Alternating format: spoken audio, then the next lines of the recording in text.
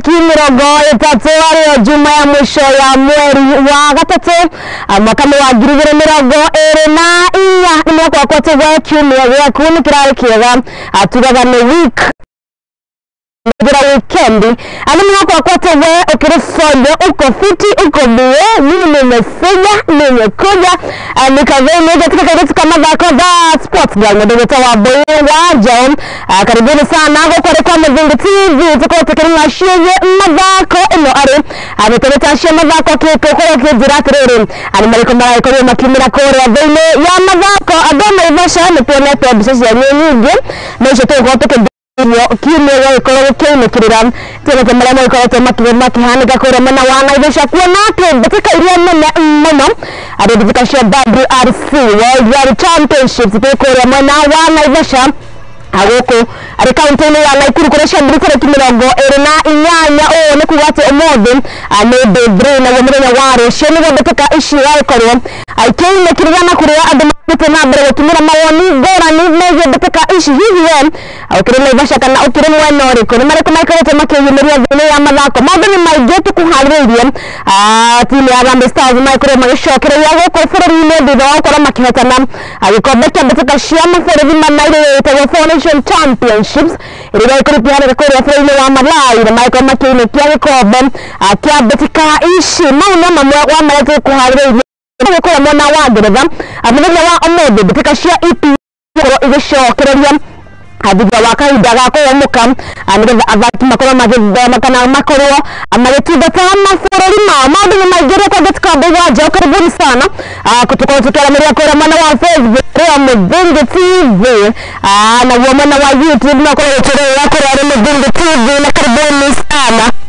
tukona tukitwarithania naye ni haya mirongo erina inyanya kure ya mishimanio ya KICC nikuwa President William Ruto manyitanĩire na mũndũ kana minister wa mathako mũndũ Ababu na Malai kuri makihura shafi betika cia kiretwo safari rally itaja kuri review kana mnyafara wa kuri review mwana wa Kasarani na oho kuri review kuri mwana wa Naivasha county ya Nakuru akura maundu maingĩ kuri makiramĩrwo kuri begi kuri maita kana maikĩrĩtana kuri gĩthĩ kana kuri kĩama gĩa FIA kĩrĩa kĩrũgamĩrĩire betika cia safari rally ukoigĩ makĩrĩrwo thikũ kũu mwena ũcio wa KCC na ino nĩ report ĩrĩa karibu angekuharĩria betika cia safari rally ikoretwo ari betika cigucagĩrĩria andũ aingĩ gũkũ bũrũri-inĩ na kũrĩa mwaka ũyũ ndũtigĩtwo na thutha mwena wa nyũmba ya mĩcemanio ya KICC gũkũ kaunti ya Nairobi nĩkuo athaki matwarire ngari ciao nĩguo betika ici ikũrĩkĩrongorerio mwena wa Kasarani nĩguo irorio mwena wa Naivasha gũkũ kaunti-inĩ ya Nakuru. Kambuni nyingĩ ciumĩrĩtie kũhũra betika ici njeki na amwe ao nĩ ta bengi ya KCB na kũrĩa mũrũgamĩrĩri mũnene wa bengi ĩno augĩte maricemba na nĩ magũthiĩ na mbere na kũrũgamĩrĩra betika ici. This is a very important sport. We know what it means even to our young people. As KCB, we have a program within which we are trying to promote our young people so that they can have ways in which they can be able to meet their own needs and in a more productive manner. I will not say that much because I have been told time is not on our side, but I want to assure you, sir, that for those who are participating, please know this is an important event. Minister wa mathako Ababu na Mwamba nĩ akumĩtie mũikarĩre wa mathako gũkũ bũrũri-inĩ akiuga ũrĩ handũ hega kĩmathako. To lead the nation in welcoming the world to magical Kenya, the land of Hakuna Matata. And we tell the world, karibuni Kenya, twende Naivasha, Eastern Rally.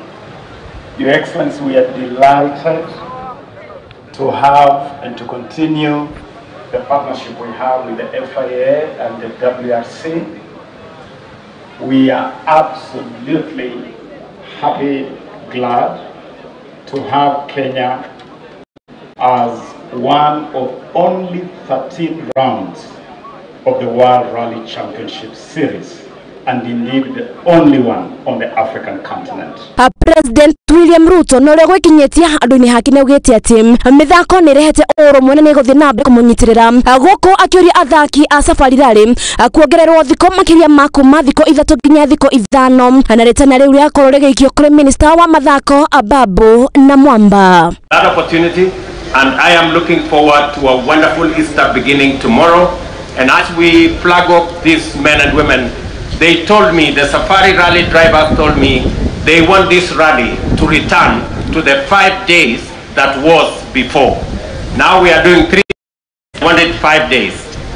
Ababu na Mwamba and your team, FIA and WRC, I think it is time you consider the request of our rally drivers. Miaka ari mirongo mugwanja na umwe kuma riria mbĩtĩka cia Safari Rally ciakorirwo ikiambia gũkũ nacio cia mwaka wa 2024 ciakorwo igĩthakĩrwo mambura-inĩ ma Thiokocia East kũrĩa ciakorwo ikĩhũrwo shopping kuma gũkũ kaunti-inĩ ya Nairobi nginyagia kaunti-inĩ ya Nakuru kũrĩa igĩtabanĩrio mwena wa Naivasha na kũrĩa madereba kuma mabũrũri-inĩ ngũrani magũkorwo magĩthiĩ na mbere gũthima na hinya nũ ũgũkorwo akĩhotana mbĩtĩka-inĩ ici. Ribotera Mũthingi TV ndĩ gũkũ nyũmba-inĩ ya mĩcemanio ya KCC ndĩtikaga Wangũi wajao. Haya tureciria mbĩtĩka ici Rally anao athaki ni mathiĩte na mbere gũtumũra kana hihi magakorwo makĩheana mawoni ngũrani megiĩ ũrĩa mbĩtĩka ici kĩrĩa maragĩkorwo magĩeterera gũkorwo magĩachieve mbĩtĩka-inĩ ici na oho na mathĩna marĩa magereire guoka nĩ mĩeri ĩyo kana nĩ thikũ icio makoretwo bũrũri-inĩ wa Kenya. Athaki aingĩ nĩ maugĩte atĩ gũkorwo makĩgeithia macambĩki ao na kũrĩa meranĩire atĩ nĩ makorwo makĩhotana o arĩa amwe wa arĩa tũgĩkorwo tũkĩambia nao na maũndũ marĩa makorwo magĩtumũra. The Ford Fiesta competing in Rally 2 category. I'm coming from France, so I'm going to drive the Ford Puma Rally 1 for the M Sport Ford World Rally team. And here in Kenya, it's a really special and unique rally because it's a really rough. We are driving in the middle of the wide. There's a lot of wide crossing in front of us. It's a big challenge for the body. We know the rain is also coming, so we're sure it's going to be a big challenge. We can expect like really big rocky places, the rocks everywhere where we can damage the car. We can have an unexpected animal crossing in front of us, so we have to avoid it, or where we can damage the car, things like that. With the rain coming, we can expect like a lot of water, standing water, like water splash, etc. So we will be covered of mud, etc. So it's going to be a challenge. Fils from Poland, we are driving a Skoda Fabia Rally 2 car. And we are happy to be here. It's the third time for us. We expect a really tough rally with different conditions from dry to really wet roads. So it will be really interesting following those 3 days here, and we look forward. We try to prepare, but of course it's impossible to prepare for those conditions because they are unexpected. So we try our best and we hope for a good rally. Well, first of all, my name is Diego Dominguez. I'm from Paraguay. This is my 3rd time here in Kenya. I've done this safari twice. Last year I won my category, and this year we decided to step up to WRC2. We will be driving a Citroen C3 Rally 2, and for sure it's going to be very, very tough. I think the roads are tougher than last year, so definitely it's going to be very tricky. And hopefully with any luck we'll get a good result. Expect to finish. Now that we're in this bigger category, for sure it's going to be more difficult. A lot of very fast drivers, very experienced drivers, and we'll try to get the best result we can. But maybe podium would be good.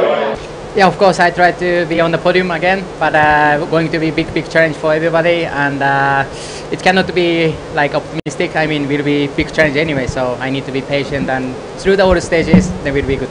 Yeah, this rally is one of the toughest rally in the WRC calendar, so I just prepared from the previous years, like what kind of race you can go cut, but what kind of race you need to slow down. So yeah, last 3 years car has been very strong, so I'm not out with our car, but still this season will be a big challenge because of the weather and the conditions, so need to be patient. One, and off they go.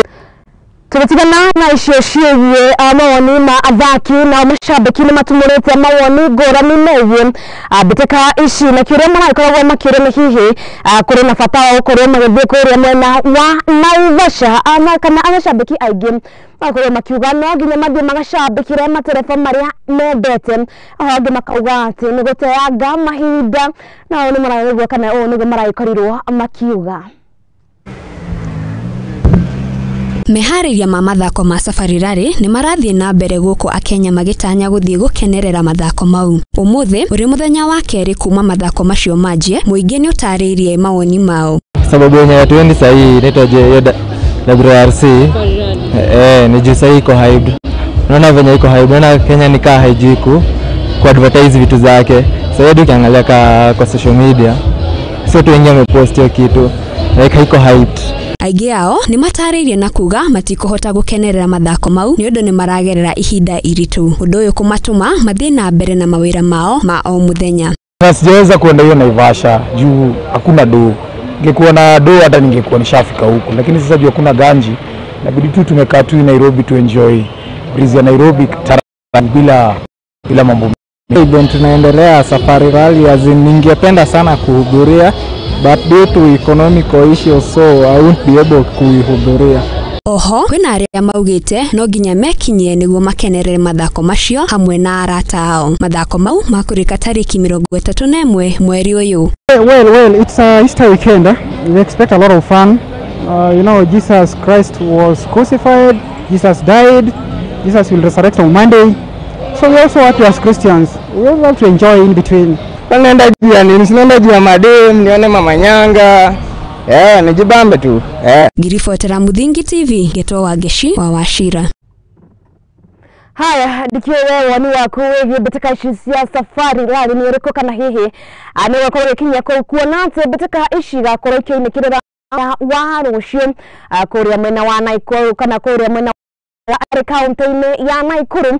Haya, tukitigana na icio ciege athaki kana mashabiki ria maikoretwo makiuga kambuni ya kinyaneria goko bururi-ini ari kambuni ya Safaricom ni maikoretwo makihura beteka ici jeki na kimanje kaya ciringi milioni 3.6 na kuria maugite ati maguthie na mbere kunyitirira beteka goko bururi-ini kuona ati ni njira imwe ya gukorwo magikuria mbeu njethi. Safaricom makoretwo makihura kana makoretwo makihura jeki beteka ici ahinda-ini inene. We aim to give Kenyans an exemplary East African holiday treat, and we're equally proud to announce to our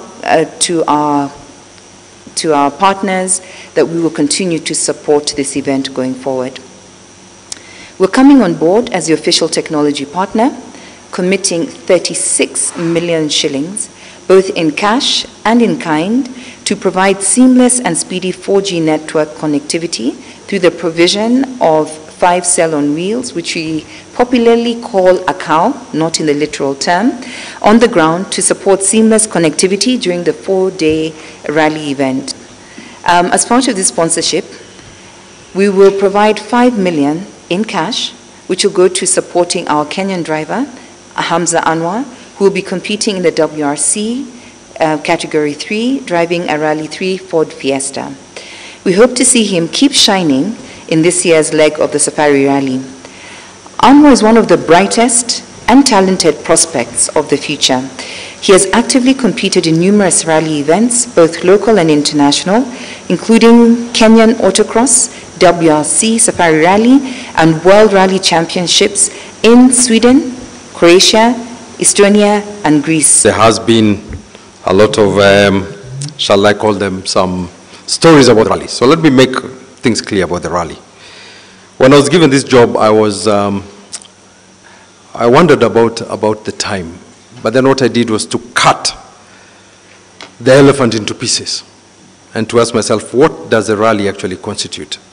And so we started attacking those bits one by one. So the first big ingredient is, of course, drivers. You need the drivers. You need the drivers to be available. You need the drivers to travel to Kenya. You need the local drivers on board, and that is something that we must do better in our country. We need to get more of our local drivers to the KNRC. The second one is the playground. What is the playground? The playground is the stages in which we rally. So Kedong, so Isambu, Hell's Gate, Geothermal, and so on and so forth. Those are the areas where we rally. And we've had to do quite a bit of work in the last 1 month to get those roads into rally condition. And then we have the service park. This is the nerve center of the rally. This is where they control the rally from. Even the Kasarani start here in Nairobi is controlled from rally control at service park. Nao kambuni ya ngari ya Sifao nao nĩ makoretwo makĩambĩka mĩtaratara ngũrani ĩgiĩ ũmenyereri wa bara na makĩria rĩrĩ mbĩtĩka cia safari rally irakorwo igĩthiĩ na mbere. Sifao nĩ maugĩte atĩ nĩ mokĩte na mũtaratara wa gũthomithia andũ hamwe na matereba ũhoro wĩgiĩ ũrori wa bara, na oho kwana makĩria nĩ makoretwo makĩrora ciana cia thukuru kuona atĩ nĩcio ikoragwo ikĩhutia makĩria guoka nĩ mĩtino ya bara na guoka nĩ ũhoro wĩgiĩ ũtwarithia wa ngari cia safari rally.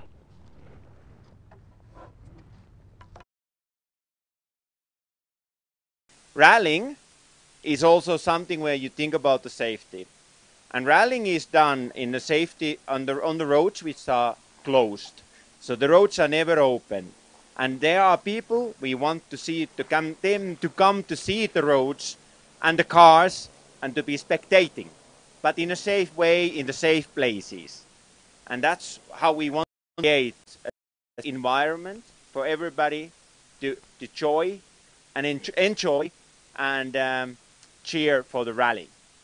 And when you move and when you are out there, it would be very nice to use these kind of wristbands, reflecting things, because when you move in the darkness, it's difficult to see.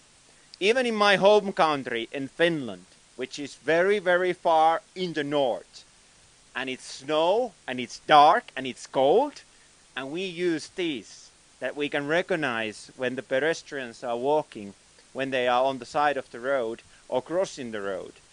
And here in the darkness, I would also want to see you young students using these, that the other people can recognize you, and especially the ones who are the cars. And to really unveil a campaign focused on raising awareness of road safety public schools across the country. And to bring this in life, you heard, Yari, that we have got these wristbands that we want to give you. We will be distributing 10,000 of these wristbands to students around Kenya. So this wristband is very easy to wear, as demonstrated. You can also use it as a ruler. Whenever you're going home, please wear it, because it's a lot easier to just wear it. It's reflective, and anybody who's driving can actually see you when even you're walking in the dark. Sivyo? Umefahamu? Excellent, excellent. So they will glow, and this is really to be designed to, like I said, reflective glow at night, assist in improving the visibility.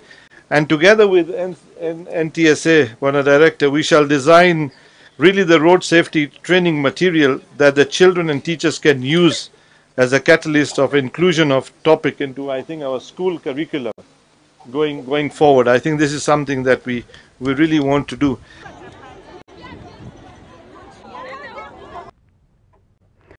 Haya, na ndereva kuma gũkũ bũrũri-inĩ mbĩtĩka-inĩ ici cia safari rally mũndũ wĩtwo Sechania hamwe na mũruna wake mũndũ wĩtwo Patel makoretwo makĩeherio mbĩtĩka-inĩ ici cia safari rally thutha wa ngari yao gũkorwo ĩkĩgĩa mũtino na gũkorwo matigũtuĩka atĩ ndĩngĩthondekeka. Sechania nĩ augĩte atĩ mwaka ũkĩte magũkorwo magĩkorwo kana nĩ magũkorwo magĩthundũra ngari njerũ ĩrĩa magũkorwo makĩhĩtahĩtana nayo, no kwa ihinda rĩrĩ nĩ maugĩte atĩ nĩ metĩkĩrĩte maumĩrĩra ta ũrĩa magĩkoretwo makihanika na kuria mashabiki ao korwo no kirĩrĩria na ukorwo makinyitĩrĩra matereba mangĩ kuma gũkũ bũrũri-inĩ ũyũ wa Kenya. On the youth zone, let's take advantage of those initiatives. To be quite honest, we started off the day very well. From yesterday transitioning into today, Loldia was very rocky, very rutty. We passed Loldia, went to geothermal. The stage was absolutely fine for us. Coming to Kidong, we were flying through the stage, to be quite honest. Close to about 24 kilometers into the stage, there was 1 kilometer straight, so foot was flat on the pedal. It was 1 kilometer, I believe it was a 3 left into hairpin right. I called the 800 at the 800 mark, but we had lost our brakes by then. Tried to tap on the handbrake a bit to see if we can slow down. Unfortunately, the car went into a barrel roll. We rolled, I believe, 7 to 8 times. But thank God that Nikhil and I are out. Right now we're at the KCB Den. Absolutely amazing atmosphere over here. But yeah, tunashukuru Mungu we're here. What next? We will look for another car. We will upgrade the car. The car is still in the stage right now. I'm sure it's pretty badly damaged. But yeah, we'll get the car back to service. And then now we just slowly start building and seeing what options we have for another car. We can't stop rallying. We will be back. We'll be back. Points for his drive through the stage, and Taka can have 10 points for the double. Haya na rifati ya mundu wetwo Sechani kana ari mawadi wa fara mrai koragwo makirugamirira bururi wa Kenya batikaine icio cia safari rally akora kirore cira ikora gitwekanya gituka mbere gakora tugikiria ndakora githikora ikuona ati nituraciokereria na maige no tutana ikora tugithie kura mena wa Facebook ndakora gikiona mukikoretwo mukigira na njira nene mundu wetwo Kamjoro ndakora gikuona rauga gwikuria mwena wa Nanyuki mundu wetwo James Promise anaenda ikora gikuona makiria kirikianda tira ikora kiga team Subaru ndio nnego kori kamera ushine ngekwira team ya Subaru agikora matio kwa maruka na ngari iri kindu gitwo etagwo mutino egikoro egetiria mitino Subaru ndirona mukera mukana egikoro kya akohinda kana ndokore kihotana mwaka oyo mundu witwa job na inda koro gikuona ra ikoro kiuga 2% tatithina mbere kwa ramira kwa mwana wa Facebook ari Muthingi TV na mwana wa kwani wa Bejo that sports garoko twira urerera kiria kena okirime na uriko wa bururi wa Kenya tabe twikirie ni turacokereria.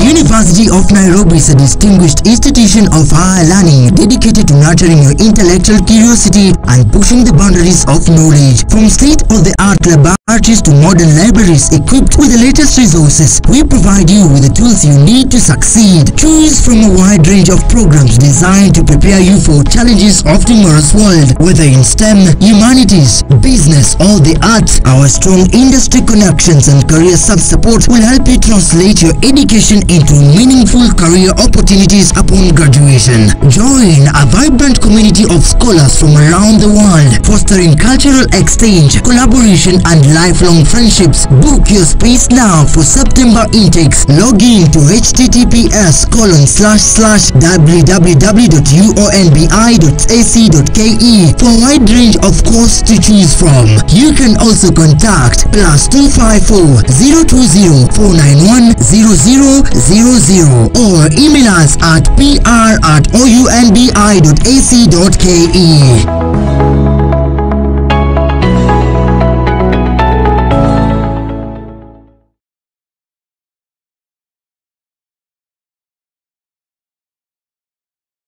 Ni urafatara kugura credit ya thimu yaku.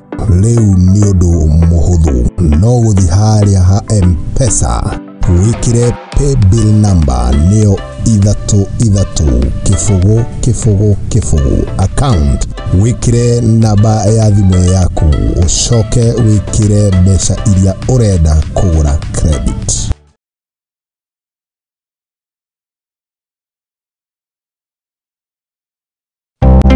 Hihi ni uramenya uria Zenawi Real Estate icenjetie miturire ya Akenya aingĩ gukinyaniria iroto ciao. Na riu turakurehera Juja Gardens Phase 6 na iria iri mwena wa Juja tugakwenderia muigana wa ciringi 850,000. Migunda ino iri na ready title deed. Kiria urafatara no kuriha gicunje kia 30% hari eka imwe ukegira na bloti. Ririkana migunda ino iri na mai, thitima na barabara njega. Nĩ ũndũ wa ũhoro makĩria tũcerere mwena wa Ruiru Gĩtuamba Plaza second floor kana ũtũhũrĩre thimũ namba nĩyo 0794880000. Namba ya thimũ nĩ 07948888. Pata title uitwe bosi.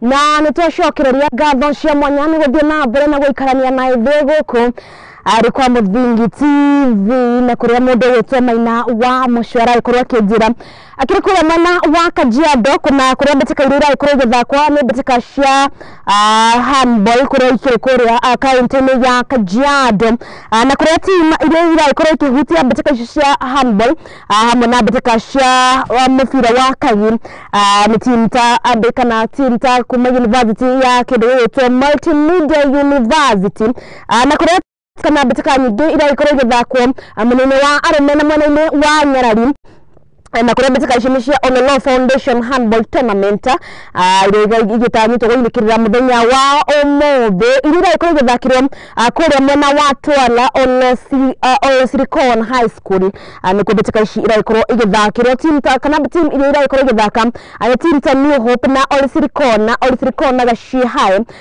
icio nicio among kana icio ni team iria ikorwo igithaka mbitika-ini ici cia handball na uririkane ati ni mbitika nyingi iria ikorwo ikihutirio kuu na kuria mwandu ugweta Maina wa Mucwe na kwa githina mbere gutwira uria team iria ikorwo igithina mbere guhutia mbitika-ini ici. Haya tugithie na mbere nake munini wa mutongoria wa bururi mundu witwa Rigathi wa Gachagua ni akumitie athaki na kuria augite ati mako iria kihutio ni kuhuthika iri ta njira ya gukorwo ikirua na uhuthiri wa kana uhuthiri wa unyi wa dawa cia kurevia hamwe na njohi ikoretwo igithii na mbere kuhurana nacio guku bururi-ini. Rigathi araririe hari kuria wabici-ini ciake kuria mwena wa Karen guku kaunti-ini ya Nairobi na kuria arakoragwo akiariria ahanyuki aria makire rungu rwa kambuni ya Adidas.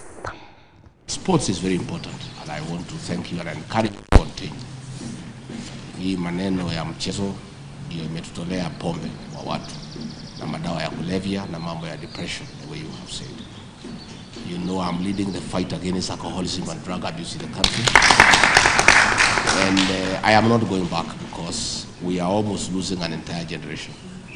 But fighting alone is not enough. We need to back it up with sports facilities. Ndio kama sasa hapa Kapsabet hiyo stadium tunaishughulikia. Pale Eldoret 64 stadium tunashughulikia, pale Kamarini tunashughulikia, and also we are going to work with the Governor Sang zile viwanja dogo dogo pia na yashughulikie. We continue enhancing our facilities for athletics and other sports. So that is something that we shall be able to do as we go on.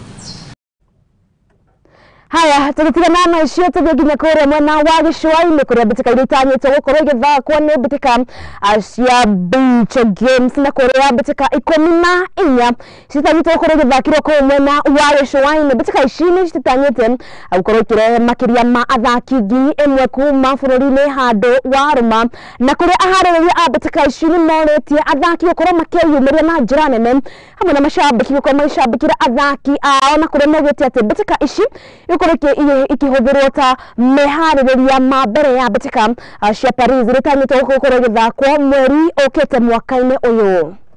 An opportunity to get points as they enjoy and as they compete over the Easter holiday. The second one, on the second year running, will be tennis. Tennis will be an international ranking event. Come back to Kilifi because of the continuing strong partnership we have with the county.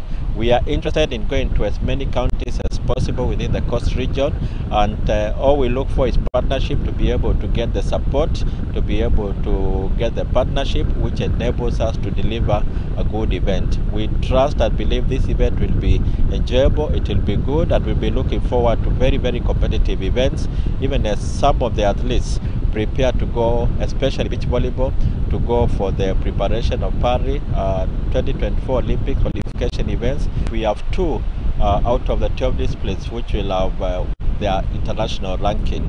The first one will be the beach volleyball, which will be part of the ongoing series of gaining ranking points, and we are very happy that the Kenya Volleyball Federation was able to put up this program together to be able to give our players an opportunity to get points as they enjoy and as they compete over the Easter holiday. The second one, on the second year running, will be tennis. Tennis will be an international ranking event.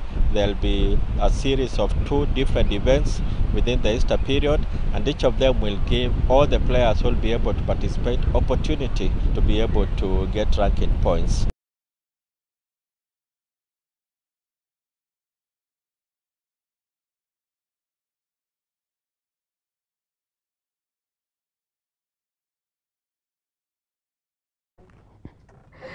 Haya, tutakuwa tukiona horo bitika shakuria kaunti ya Nakuru na wa Naivasha.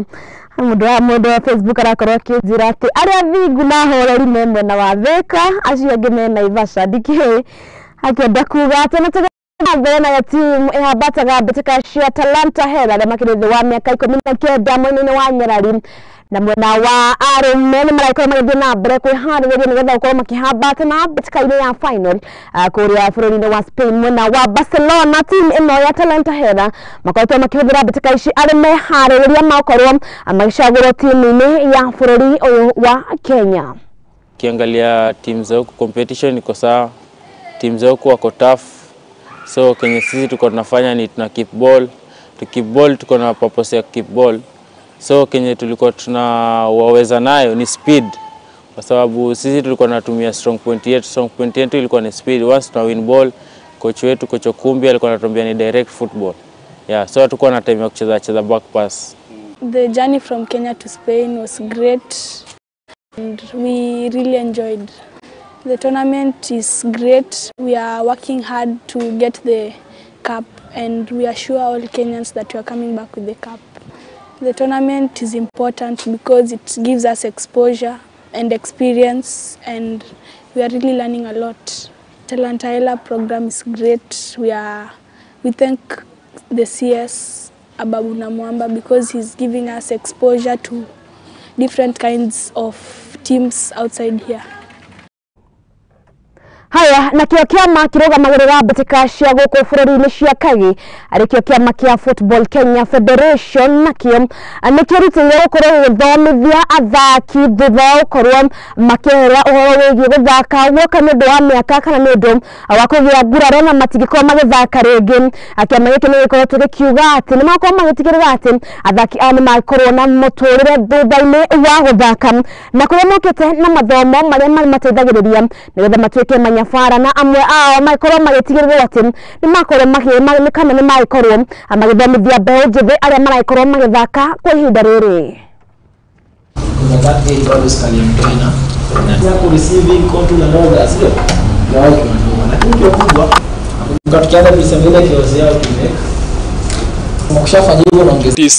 Kucheza ball na kucoach ni vitu different.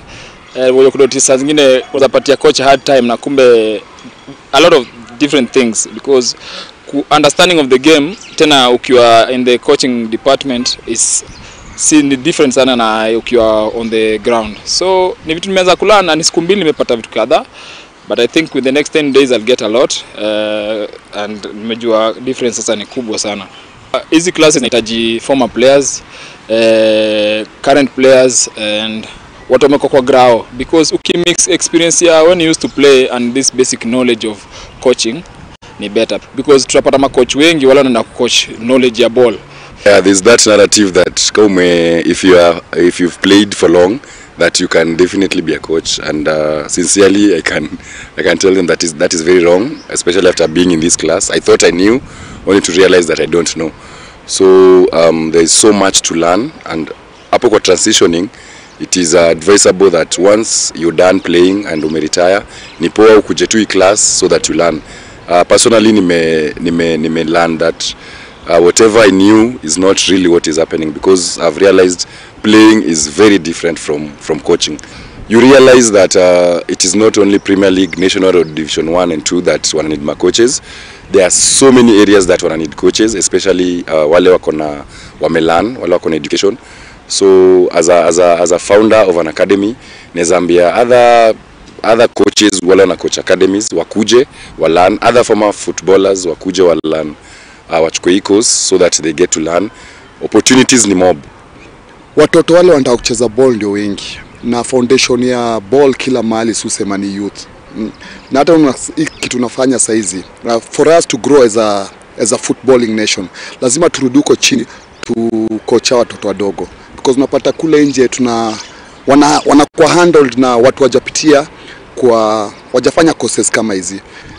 Federation imekuwa inatupatia ma opportunities za at least kukaa kwa class. Former footballers wale wanasema wamekuwa tu wakiadil about. Mimi mwenyewe kuniona hapa, mimi sikuambiwa na mtu ati kuna coaching course. Nilikaa peke yangu hivi na nikasema I need to do something. Sasa hapa coach wanapea 3 liberty. Fiba. So na masakana wanashika masaka. Haya, tukitigana na ishoshiye FKF na shio Metameta Cia Mathako itanyetwo ukoro kigira ikerekainiria round of 16 na kuria Metameta Cia itanyetwo ukoro kihutaniria goko bururi-ini kuria team ihambataga Metameta Cia FKFPL hamwe na MSL na team igikoragwo ikihutia Metameta Cia Division 1 na 2 kuria kinyita kana irakorwo ikihutia Metameta ici no hotani wa Metameta ici ni akorwo kana ni makorwo magithie na mbere ukorwo makirora no ukorwo kana ni akorwo kigira ikerekaini ria finals.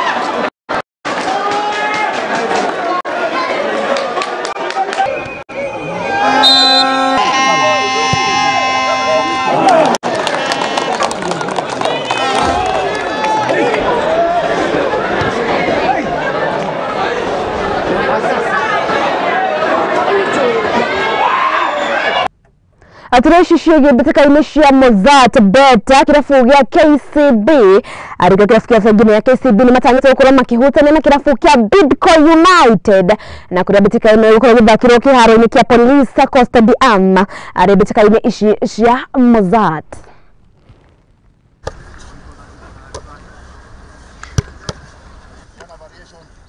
On my side as well, the body is picking up well, so kuna hope I'll be back soon. Recovery journey obviously ijakuwa rahisi, it has been tough, kuna mental aspect, but now at least since there is hope, I'm smiling. I'm not sure about when I'll be back, but as long as now I'm training, anytime I'll be back.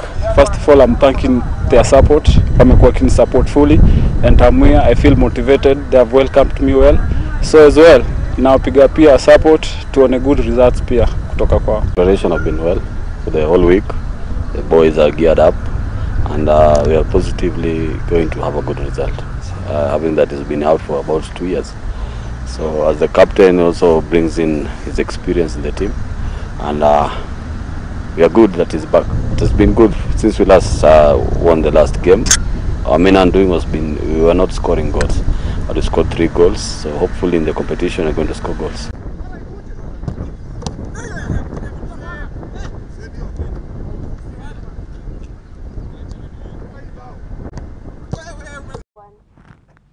Haya, tukitigana na ishene ya team ihambataga Metameta Cia Kagi ari team ya Harambee Stars.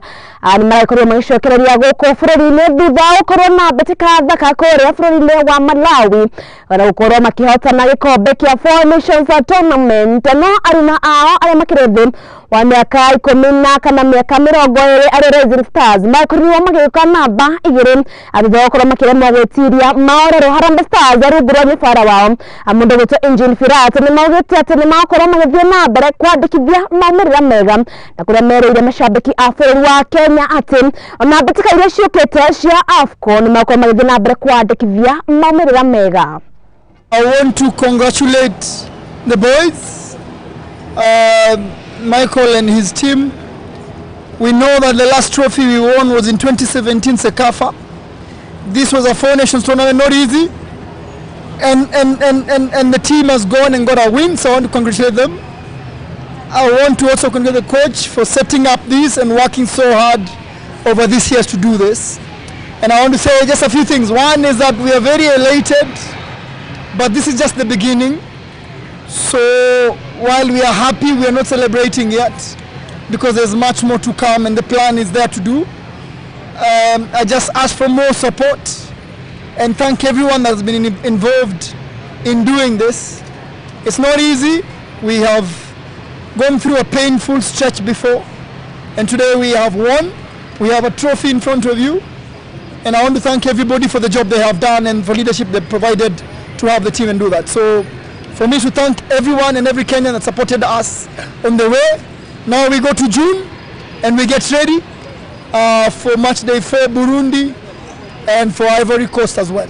So I think this team deserves really support, which is lacking till now, and I hope from now on the belief in this team will get higher, that these boys who are representing Kenya well get the opportunity to do higher and greater things. I'd like to thank each and everyone who has been involved in one way or the other. First of all, to thank God, for helping us clinch this trophy. It's really important. It's a good confidence booster, for the boys, and the team is now coming up quite well. We really have a good squad of young players and experienced boys. So we used it as a good preparation. Now come June, where the real games will be coming, match day 3 and match day 4. We want to produce good results, bearing in mind that we are going to play at home. But we just want to thank also each and every person who supported us, starting from the Federation, Kenyans at large, for supporting us. We urge them to continue supporting this team because now we are coming up quite strongly and hope to continue producing good results. Haya nä rä nginya kå rä a gä tarå-inä kä a rå raya na kå rä a mbä tä ka iria itanyätwo gå rå ikihambatanwo må thenya wa å thä arä mbä tä ka cia kä ndå gä gwätwo English Premier League na kå rä a maå ndå magåkorwo magä ikara gä themba gä kä kä rabu kä a Newcastle magåkorwo magä tå ngana na kä rabu kä a West Ham, Chelsea matå nganana na Burnley, Sheffield United makorwo magä tå ngana na Fulham, Nottingham Forest magåkorwo magä tå ngana na kä rabu kä a Crystal Palace, Bournemouth matå ngana na kirafu kia Everton, Tottenham Hotspur magĩkorwo magĩtũngana na Luton Town, Aston Villa magĩkorwo magĩkũganio na timu ya Wolves, Brentford magĩkorwo magĩtũngana na kirafu kia the Red Devils arĩo Manchester United arĩbĩtĩka acokeretwo EPL ũririkane atĩ mbĩtĩka ici ciracokereria thutha wacio gũkorwo igĩthiĩ kahinda-inĩ ga kũhũmũka nĩgetha athaki arĩa makoragwo makĩhutĩria kana arĩa makoragwo magĩthaka kagiga kũrĩhwo na irabu icio makorwo magĩthiĩ mabũrũri-inĩ mao kwa magĩthaka mbĩtĩka cia qualifiers cia Euro 2024 nao nĩguo maũndũ magĩkĩhana. Timu ya Aston Villa magĩtũngana na timu ya Wolves, Brentford makorwo makĩrorana na kĩrabu kĩa Manchester United na ndikĩũĩ woni waku wĩgiĩ mbĩtĩka ici cia kĩndũ gĩgwĩtwo English Premier League. Ũririkane atĩ kĩndũ gĩgwĩtwo Brentford makoragwo me kĩndũ gĩgwĩtwo Notorious moka gũcemania na kĩrabu kĩa Manchester United kana nĩyo the Red Devils. Ũririkane atĩ Manchester United nĩ maremagwo gũkorwo magĩtiria maũru kana ma team kana ma mid table teams kana team iria kwa ihinda rĩrĩ ikĩrĩ harĩa mid table-inĩ. Aston Villa makorwo magĩtũngana na team ya Wolves na Newcastle ũririkane makorwo magĩtũngana na kĩrabu kĩa West Ham United. Chelsea makorwo magĩtũngana na team ya Burnley na Sheffield United makoro maikogana na timu ya Fulham. Nottingham Forest makoro maitogana na timu ya Crystal Palace. Tottenham Hotspur matogana na timu Jerobe tikaine ishi ada timu ya Luton na Bournemouth makoro maitogana na kirafu kia Everton. Haya ohio na vya maodo makihana korea amona wa Ngeretha dikio timu ya kukana ni aikorwo urakana aikorwo ekirekireria na bashigana na hihi ani mariko maiko makiyumiria muthenya wa omothe bitika icicia agikorwo igicokereria na riu bitika icicia EPL cireko guteka nyaga gukorwo tugikiria ikerekanira kere tugo tugicokana ageni kana na mugeni witu atuko tukiaririria uhoro wigi bitika goko bururi ona ja wa bururi na makiria turenda kurora kuria mwena wa Naivasha ni mariko maikoretwo makiyumiria hihi amara tukorwo tugitanya ni maikoretwo makihanika maria athaki kana athaki maiko makiramira ni maikoretwo makihingia ikerekanira kere ria tabarĩra witu ya Metameta Cia Mathako ndikora ikuona ati turacokereria goko ari kwa Muthingi TV.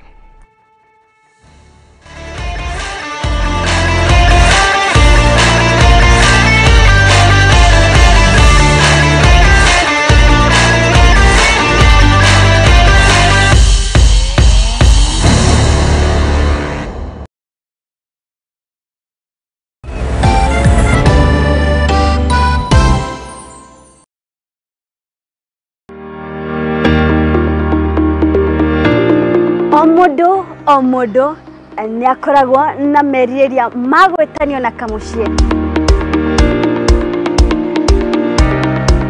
no to kamucie tu amu ni kamucie gathaka na kagemu karia kamuhingagiria meriria magoro yake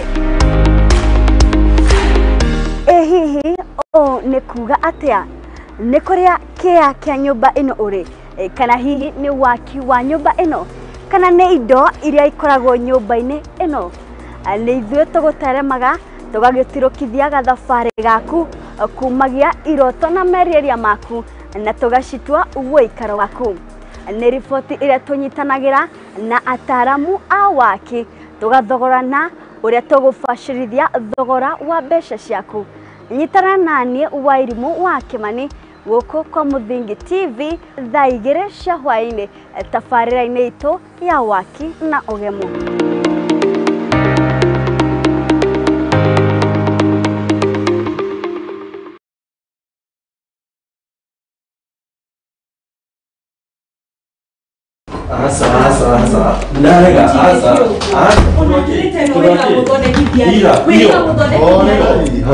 Karibuni na mwikare thĩ mũnjĩre nĩkĩ kĩarĩa kĩngĩ.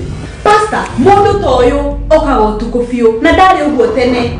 Thikũ ici ona thimũ yake ndigĩkwĩra ndamĩhunjie rĩ, nĩ password ekĩraga. Maũndũ ta maya nĩmo mahagũrĩte ihiko nyingĩ. Na ithuĩ Muthingi TV tũgakũrehera tabarĩra ya mwanya ĩtagwo kwĩregeria. Ũngĩkona mũndũ ciana cia nyarara muthu umenye mutumia ucio no monete no nginya wambe wamukire mundu hietha thamake o muthenya wa kiumia kuma thaa 4 cia utuku nginya thaa 5 na niĩ Njuguna wa Ngugi.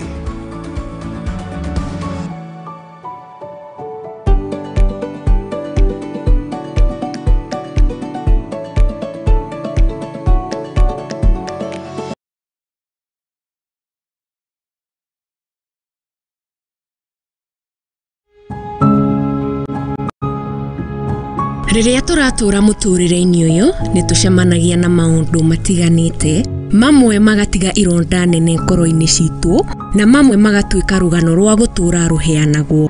Rĩrĩa nengeria mwana wakwa iria, mwana ndarĩ na outlet, ndayambirie kũimba. Mwana kĩambia kũrutĩra kĩoro kanua na maniũrũ. Wathi kĩrabu no nginya ũrĩka ũrĩa andũ a kĩrabu mekaga, no wĩkore magerio-inĩ haraka mũno. Konge nĩ arata matwĩkirie, konge nĩ endwa aitũ, amwe makimenyaga arĩa angĩ matekũmenya. Kĩrĩndĩ magucagia bangi magoka makanjoherera mũtĩ-inĩ, makahũra ngundi ta bag kama bag ya boxing. Weka atĩa? Sasa sijui niĩ ndiũĩ tu nohererwo harĩ na mũtĩ hau, lakini sasa at the end of the day ndũrĩ na handũ ha kũrĩra. Na nĩkĩo niĩ Teri wa Mwangi njĩnyitĩtie mũthiori gwethana na andũ mena rũgano rwa mwanya tugakorwo tũgĩikara thĩ nao magakorwo magĩtũhe marĩa manatũngana namo nĩ o mũthenya wa Juma thaa 2 cia hwaĩ-inĩ thĩinĩ wa tabarĩra ya rũgano rwakwa gũkũ kwa Mũthingi TV.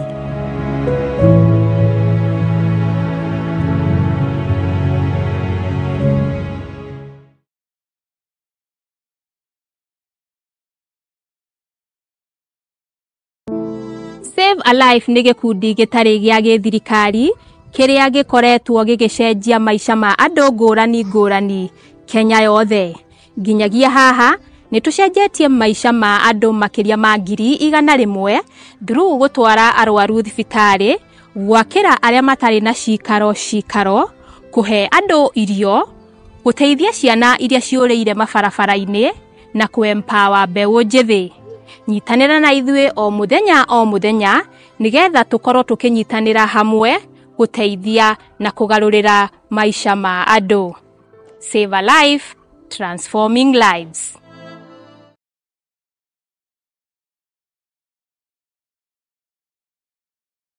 Uri mũrĩmi mũnini na nĩ ũrabatara ngwatanĩro na nyũmba ya mohoro, ihinda nĩ rĩrĩ, amu Mũthingi TV nĩ ĩrakũhe mweke wa kwanĩrĩrithia kĩmenyithia nĩguo ũkũrie biacara yaku na njĩra nene. Tũhũrĩre thimũ kũgerera 0777 572 358 kana ũtwandĩkĩre email nĩyo sales@lookuptv.co.ke.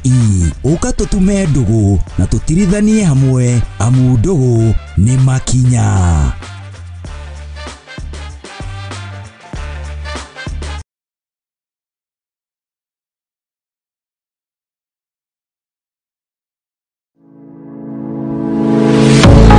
University of Nairobi is a distinguished institution of higher learning dedicated to nurturing your intellectual curiosity and pushing the boundaries of knowledge. From state-of-the-art laboratories to modern libraries equipped with the latest resources, we provide you with the tools you need to succeed. Choose from a wide range of programs designed to prepare you for challenges of tomorrow's world. Whether in STEM, humanities, business, or the arts, our strong industry connections and career service support will help you translate your education into meaningful career opportunities upon graduation. Join a vibrant community of scholars from around the world, fostering cultural exchange, collaboration, and lifelong friendships. Book your space now for September intakes. Log in to https://www.uonbi.ac.ke for a wide range of courses to choose from. You can also contact +254 020 491 0000 or email us at pr@ounbi.ac.ke.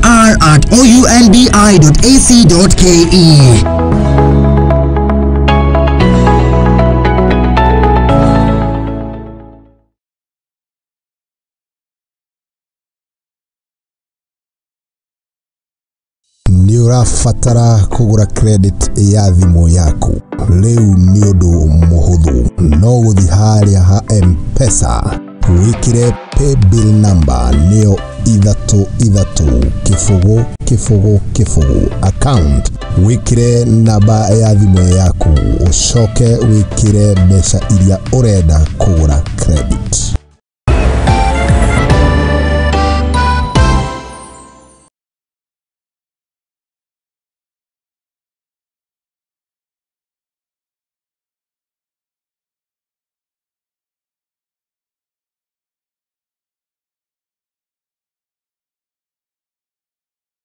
Nĩ ũrabatara kũgũra credit ya thimũ yaku. Rĩu nĩ ũndũ mũhũthũ, no gũthiĩ harĩa ha M-Pesa wĩkĩre paybill number nĩyo 33 account, wĩkĩre namba ya thimũ yaku, ũcoke wĩkĩre mbeca iria ũrenda kũgũra credit.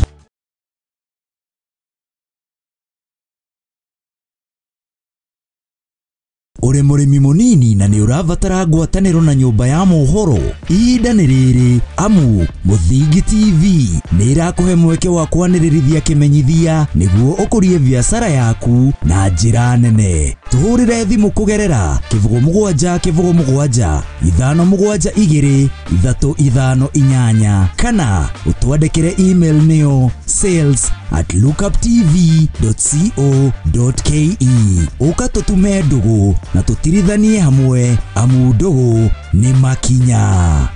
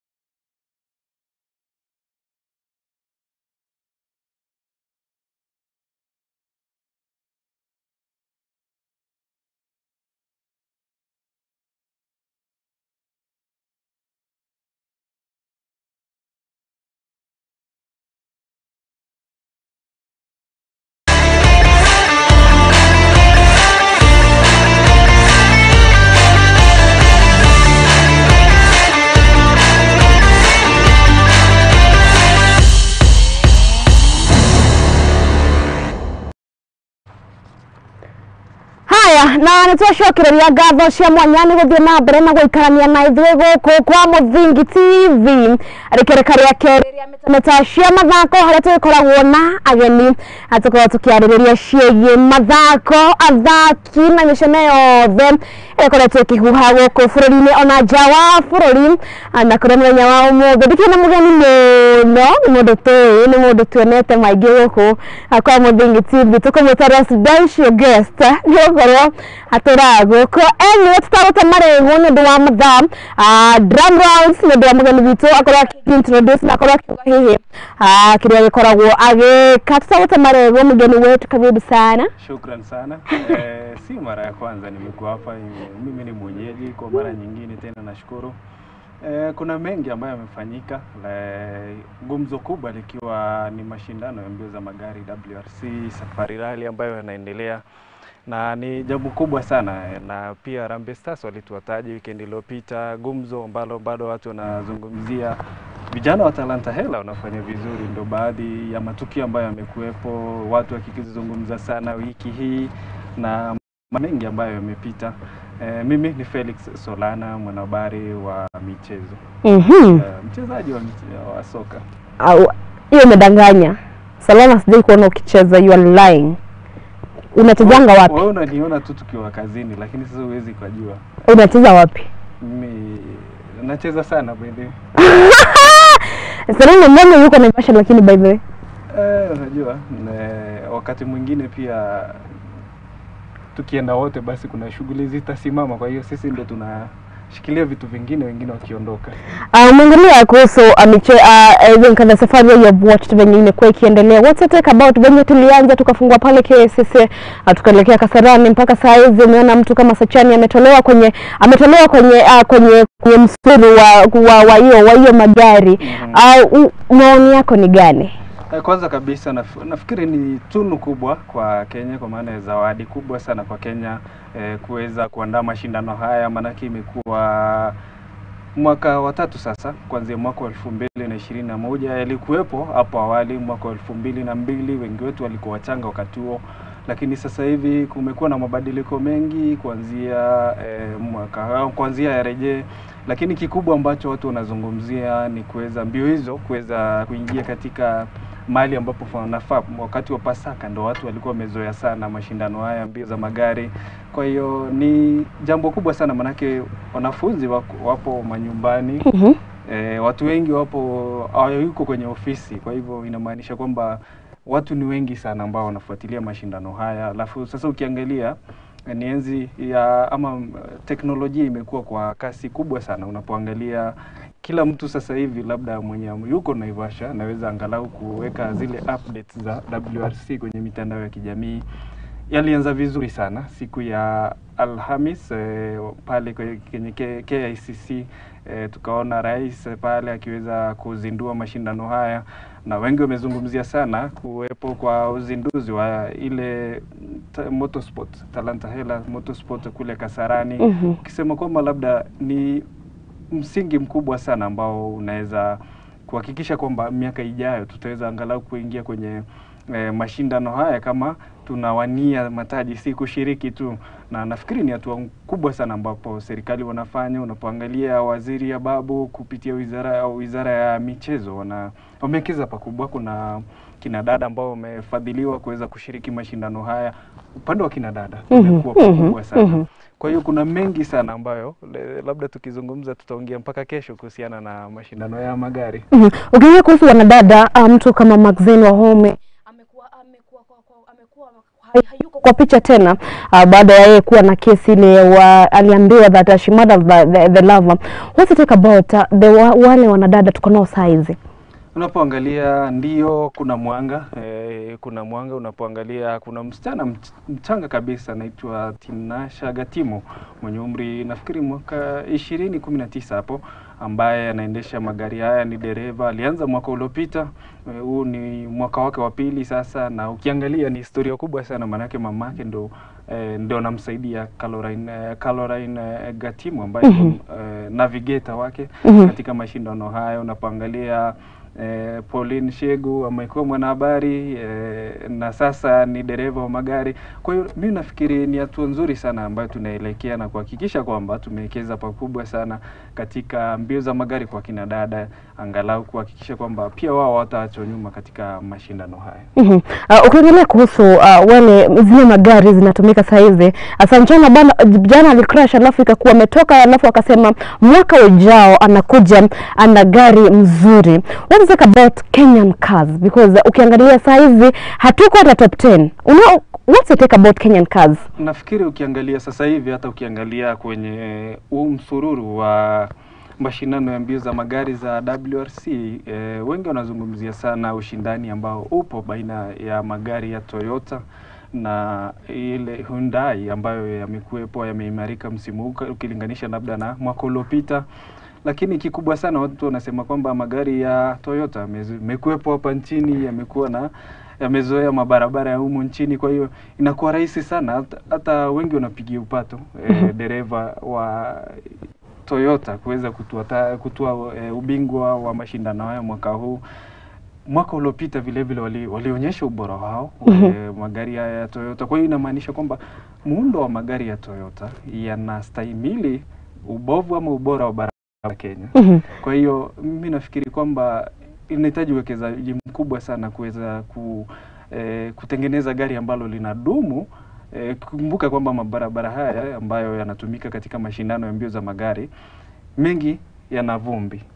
Na huwezi ukajua kama kuna mawe huko chini. Kwa hiyo unapata magari mengi ama madereva pia mashindano ya magari huwa ni bahati wakati mwingine. Maana unaweza ukaongoza vizuri alafu jambo litokee, labda jiwe liwepo kule chini liharibu magurudumu ya gari. Kwa hiyo nafikiri ni jambo ambalo hufanyika, lakini tuhakikisha kwamba iwapo tunataka kuendelea mbele kama Kenya, tuweze kuingia katika mashindano haya kuweza kuwania taji, tuwekeze pakubwa sana katika muundo wa magari, tuweze kuhakikisha kwamba yanadumu muundo wa barabara za Kenya. And one of the big team ama the big boys za Subaru wamecomplain sana, wanasema that gari zao kidogo ni kama zimekuwa underrated. What's it take about Subaru saizi?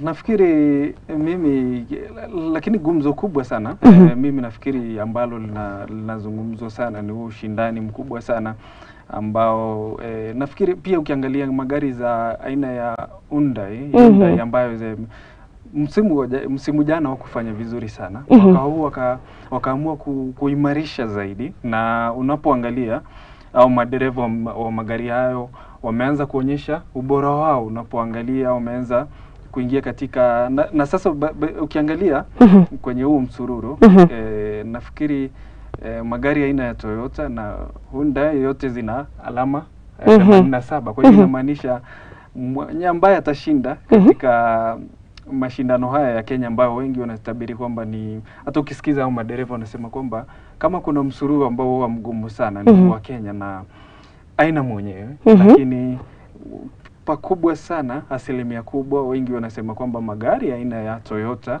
ndio naweza kutua taji la misururu ya Kenya. Ukiangalia saa hizi ni dereva gani unafeel kama yeye ndo atachukua taji? So far so good. Unapoangalia Kale Rovanpela amekuwa mwaka uliopita na sasa ameonyesha nia kubwa sana. Kijana mdogo hajafika, nafikiri mwaka huu atakuwa nafikisha mwaka umri wa miaka 23. Kwa hiyo inamaanisha kwamba vijana pakubwa ndo watakuwa angalau wanang'ang'ania kulitua taji hili. Unapoangalia Elvin Evans ambaye pia anaonyesha kwamba huyo ni wa Hyundai, pia anaonyesha kwamba wako vizuri. Unapoangalia Dere Novel ambaye pia ameonyesha nia yake, alikuwa akiongoza nafikiri awamu ya kwanza pale Kasarani, alikuwa anaongoza, na pia sasa hivi pia ameangalau kuna mabadiliko kidogo lakini pakubwa. Kale Rovanpela anaonekana kutua taji hili, na kumbuka kwamba mshindi wa mwaka uliopita Sebastian Oja hajakuwepo msimu huu. Kwa hiyo nafikiri mimi naona vijana wakifanya vizuri sana mwaka huu. Ukiangalia kuna Wakenya wawili jana walipigwa faini na afya juu ya kuambiwa that wali change magurudumu. How does it take about especially young Kenyans who in this race? Take yako ni gani? Sijui kama umekuwa ukiangalia venye wamekuwa kidrive na venye wamekuwa kiperforma. Take yako ni gani kuhusu wachezaji wapya wenye wameingia kwenye hii misururu especially wa Kenya? Mimi nafikiri ni jukwaa kubwa sana kwao kuweza kujifunza. Manake ni kitu ambacho kinakuja mwaka mmoja tu, kwa inakuja mara moja kwa mwaka. Kwa hiyo mimi nafikiri ni nafasi kubwa sana kuweza kujifunza mengi. Kwa hiyo mimi nafikiri tuwape muda wajifunze zaidi, manake nafikiri huu msururu ni mkubwa sana. Unapoangalia huu inaanza Januari hadi Novemba. Kwa hiyo na hapa nchini inafanyika mara moja, na linafanyika Kenya tu katika mataifa yote ya bara Afrika. Kwa hiyo nafikiri wapewe muda wajifunze zaidi, lakini pia wao wanafaa kujifunza na mapema. Kwa hiyo iwapo wanapata nafasi, manake kuna bwana mmoja rafiki yangu alishai kuniambia ukipata nafasi kama hiyo unaitumia vizuri. Kwa hiyo ni sharti kama umepata nafasi kama hii uitumie vizuri. Ukilinganisha the competition last year na this year, you can know there's a difference that in Kenya kidogo Kenya ni kama tunaenda ku lose a safari learning, because tukiangalia tukiwa KCC pale kwa uzinduzi, there's someone who commented about it and was like, enyewe, what is your take about last year's competition and this year's competition? Nafikiri hakuna mabadiliko makubwa sana, lakini ukiangalia kwa ujumla, labda kwa ushindani tu ndio labda kuna mabadiliko kidogo, lakini unapoangalia mashindano yenyewe ndiyo yamekuwa yakikua. Mashabiki unapoangalia wapo wamekuepo, na gumzo kubwa sana Kenya ndiyo kunapoangalia madereva wa Kenya kina Carl Flash Tundo ambao wamekuepo. Nafikiri mashindano yamekuwa magumu kidogo unapoangalia, na pia nafikiri huyu dereva wa KCB, nafikiri jina linatoka kidogo, ambaye pia ni mchanga lakini anaendelea kufanya vizuri. Kwa hiyo nafikiri Kenya tunafaa kujifunza, ndo tumepewa jukwaa hili ili kuweza kujifunza zaidi. Lakini mimi nafikiri mtu ambaye alichukua kuhakikisha kwamba inawatoa madereva wengi zaidi miaka ijayo, mimi nafikiri ni hatua nzuri. Kwa hiyo na nafikiri baada ya miaka kama 3, 4 ama 5 ijayo, basi tutakuwa tunaona matunda ya uwekezaji huo na hatua hiyo ya serikali kuhakikisha kwamba kuna kitu ambacho kinaendelea nchini, kuhakikisha kwamba wameweza kunasa vile vipaji vya madereva wakiwachanga na kuweza kuwawezesha na kuwapa ile nafasi ya kujifunza zaidi, ili ikifika labda wakati ambapo wanaingia katika mashindano kama haya waweze angalau kuingia kuwania taji, si kushiriki. Ukiangalia kuhusu especially when it comes to Kenyans giving their updates, what is the take about size? We will talk about technology. Ukiangalia kama size kuna TV bado zinaenda live compared to the other areas. Do you feel like Kenya we need to step ahead ama tuko sawa? Tuko vizuri, vizuri. Maanake unapoangalia nilikuwa na bwana mmoja hiyo jana tunazungumza, amekuwa akifuatilia mashindano haya miaka hiyo iliyopita, mwaka 2002 kurudi nyuma. Walikuwa wanafanya ni kuweza kufuatilia kwenye televisheni na maredio tofauti. Kwa hiyo unapata tu kama ni ama ujumbe ama matukio unapata tu kutokana na yale ambayo unapewa kutoka kwenye redio ama kwenye televisheni. Lakini hivi sasa una mtandao, una simu, inamaanisha kwamba unaweza ukapata kila kitu. Pia unapoangalia mashindano haya na kuwa streamed katika mitandao ya kijamii, kwa hiyo unafuatilia kila tukio ambalo linafanyika. Kwa hiyo mimi nafikiri tupo hatua nzuri sana, na ukiangalia upande wa teknolojia, Kenya ni miongoni mwa mataifa ambayo yamejiboresha ama yanajulikana duniani kutoka Afrika, ambayo yamewekeza pakubwa na katika mitandao. Tuko vizuri. Mimi naona kwamba kimitandao, unapoingia labda mtandao wa Facebook, Twitter, sasa hivi nasikia inaitwa X, Instagram, TikTok, YouTube, hata WhatsApp pale kwenye status watu wanaweka labda ujumbe mbalimbali kuhusiana na mashindano haya. Kwa hiyo nafikiri kwamba inachangia pakubwa kueneza ujumbe kuhusu mashindano haya mbio za magari. Kwa hiyo watu wengi wanapata kuelewa. Kwa hiyo mimi nafikiri tuko vizuri na tunaendelea vizuri. So mwenye saizi afuate safari ni kujitakia. Ndio. Ufuate unajitakia kutofuata. Mimi nafikiri sasa hivi labda sasa tuseme labda ule mtu ambaye yuko kule mashinani kabisa. Kitu cha kwanza labda ana simu ambayo ni ya kisasa yenye unaweza ukaingia kwenye mitandao, ana redio na labda ana televisheni. Lakini mimi na imani kwamba kama utapata simu ama utapata televisheni, basi unaweza ukapata redio. Kwa hiyo kila mtu ujumbe umefika kila mahali. At bit 27 he opened he championed for the opening of the academy ya motorsport. Ikapelekwa pale Kasarani Kenya Schools, Kenya Academy of Sports pale Kasarani. What's the take, especially when it comes to Kenyans who have been wishing and wanting to take them as a further course as a serious course? Nafikiri ni hatua nzuri sana. Unapoangalia ndio serikali imekuwa angalau serikali ya mwaka huu imekuwa ikiwekeza pakubwa sana katika michezo. Unapoangalia hata talanta hela wakati ule kupitia soka, unapoangalia vijana jinsi ambavyo wanafanya kule Hispania, inamaanisha pakubwa, yani hivi ni vipaji ambavyo vimeletwa pamoja kutoka sehemu mbalimbali na kukuweka pamoja na kuhakikisha kwamba wamejenga timu ambayo ni ya taifa. Kwa hiyo mimi nafikiria hatua hiyo ya kuweza kuhakikisha kwamba kuna kituo cha watu kujifunza, swa vijana na wengi labda wakitoka shuleni na vitu kama hivyo, mimi nafikiri ni hatua nzuri sana. Maana pale utakuwa na muda labda mtu kusoma akiwa mchanga, ukifika miaka 30 ndo unapata nafasi. Lakini unapoangalia sasa kama Kale Rovenpela ambaye ndo anaongoza miaka 23 mwaka huu. Kwa hiyo inamaanisha kwamba ni kitu ambacho amekuwa kifanya kwa muda mrefu, na ndo hatua ambayo tunachukua. Wanasema kwamba udongo upatilizo ungali maji. Kwa hiyo hatujaelewa, samaki mkuja angali mbichi. Kwa maana nyingine. Kwa hiyo inamaanisha kwamba tumeanza kuchukua hatua madhubuti wakati ambapo bado tuna uwezo na hakuna wakati wote ambao huwa tunasema mtu amechelewa. Kama umeanza ndio na sasa imeanza, maana kuna vijana wengine ambao na kuna watu wengi ambao wamekuwa na hiyo nia na vipaji vya dereva wa uendeshaji wa magari. Kwa hiyo mimi nafikiri ni hatua nzuri serikali ama wamechukua. Wanasema kwamba mgala muwe na haki yake mpe, mtu akifanya vizuri msifie. Ndio. Sijui amesema mgala muwe lakini haki yake umpe. Nilikuwa pale especially the opening ceremony, and I talked to a lot of players who said about the weather, they complained about the weather. Walisema weather hii mwaka haifai kabisa. Alafu it is a coincidence that the rally came at Easter, because ukiangalia the last time hazikujanga mahali kwa Easter. What is the take about safari rally na weather? Is there any relationship?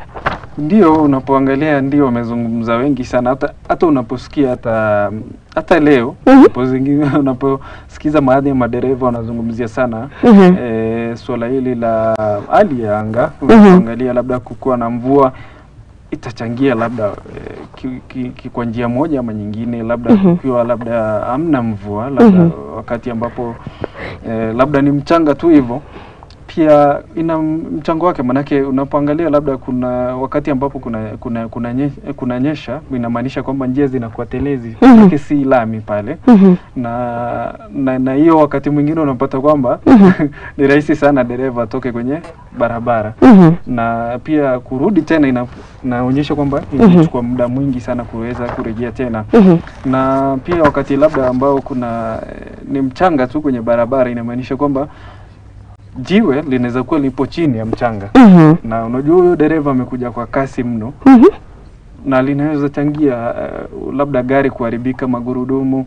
Kwa hiyo ni kitu ambacho alianga ni kitu ambacho kinaathiri kwa njia moja ama nyingine. Unapata kwamba kuna baadhi ya madereva ambao wataathirika kwa njia ambayo ni hasi na njia chanya. When it comes to preparing for safari, what do they need? Ndio kuja kuprepare, ndio kuja aende pale kwa race, what do they need? Kwanza unapoangalia kabla ya mashindano ya kuanza, kumekuwepo na ufadhili kwa wingi zaidi. Inamaanisha kwamba ile gari ambalo unalitumia lazima liafikie viwango ambavyo vinahitajika na ushirikisho la huo uendeshaji wa magari duniani. Lazima uwekeze pakubwa sana katika gari hilo, manake hilo ambalo litakupa ushindi. Hilo ndo tegemeo lako. Na pia unapoangalia, nafikiri pakubwa sana ni kuwekeza katika gari hilo, kuhakikisha kwamba limeweza kudumu haswa, kuzingatia kwa hali labda ya barabara na vitu kama hivyo. Maana unapata kwamba labda dereva akipata labda gari likiharibika gurudumu hivi sasa, hata kama litatengenezwa baadaye, inamaanisha kwamba hawajachukua muda mrefu ama hawajachukua muda kutengeneza jinsi ambavyo ilivyokuwa. Kwa hiyo gari hilo litakuwa bado na dosari. Kwa hiyo lazima gari litengenezwe iweze kudumu mazingira ambayo gari hilo litakuwa linashiriki labda katika labda haya mabarabara ya Kenya. Manake misururu ni mingi sana, lakini unaposikia madereva wakizungumza, wanasema kwamba awamu ya Kenya ama msururu wa Kenya huwa mgumu sana na ina mwenyewe. Ndio. Hai, mimi kitu tu nataka kueleza, especially wenye mmeenda kujiangalia the video trading of one man lakini huyo dereva shida yake ilikuwa gani? Lakini unapoangalia hiyo video ambayo inazambaa kwenye mitandao, barabara ni telezi huko, alafu mahali ambapo dereva mwenyewe amepitia na maji, kwa hiyo inakuwa telezi. Lakini huyo tu mahali tu alitoka, najua aliona akaambia Mungu mwenyewe leo nipenda, because gari inatoka tu na tumbler yanguki. Yanguka afadhali aumie, lakini tumbler. Anyway, wote mko Naivasha, tafadhali take care. Tutaki kuanza kusikia ngasiji nani aligongwa na nani alifanya nini. Take care, alafu mjiangalie vizuri, msimisbehave. Last year by the way mlifanya vitu havikufurahisha watu. Ukisalia hapo labda nikukatize tu kidogo kuelezea kitu fulani. Kuna kitu ambacho kimefanyika jana. Nafikiri vijana walikuwa na pimo kule Naivasha, na ikaonyesha kwamba zaidi ya vijana 1000 wameambukizwa ugonjwa wa zinaa. Kwa hiyo ni kitu ambacho pia inafaa tuzungumzie, tuangalie pia upande ambao si nzuri sana. Manake jambo hilo ni nzuri sana, manake unaposikia habari na miongoni ambao ni wahusika ni vijana, ni jambo ambalo labda nani hatua nzuri ambao walichukua kuhakikisha. Nafikiri ilikuwa ni Wizara ya Afya pamoja na ile ya county, kwa kuhakikisha kwamba pia wameweza kuelekeza vijana na kuweka ile awareness kwamba hivi vitu viko, tujichunge pakubwa, ingawa tumekuja kujumuika pamoja, lakini tujitahadhari, manake vitu viko. Lakini Wakenya tu watu wanapenda tu raha. Yaani wao hayuko kuangalia ni dereva mgani mzuri. Wao wako kwenye mission. Lakini by the guys tujichunge sana. Na siku Naivasha itakuja kuharibia maisha by the way. Wanasema raha ina gharama. Kwa hiyo ukichagua kitu lazima iwe na matokeo yake. Uwezi ukapanda mpera ukavuna chungwa, kwa hiyo utavuna tu mpera. Nafikiri nafikiri tujichunge pakubwa sana, maana unapoangalia pia kuna majirani kutoka Tanzania, kuna na pia wanakuja, manake ni tukio la kipekee ambalo linafanyika Afrika mzima, manake Kenya peke yake ndio inaweza kuandaa mashindano haya. Kwa hiyo kikubwa sie kama vijana tuangalie mienendo yetu, maadili, na iwapo labda unaamini kwa imani yako, kama wewe ni Mkristo ama wewe ni Muislamu, fuata njia yako ya kiimani. Okay. Mambo ni mengi wakati huu. Aya, tuachane na hivyo, tuachane na safari ya sasa. Tumeongea sana, najua umesikiza, mwenye wasikio amesikia. FKF pale tumeanza sasa tena, tumeanza kuamua tutabaniwa tena na FIFA.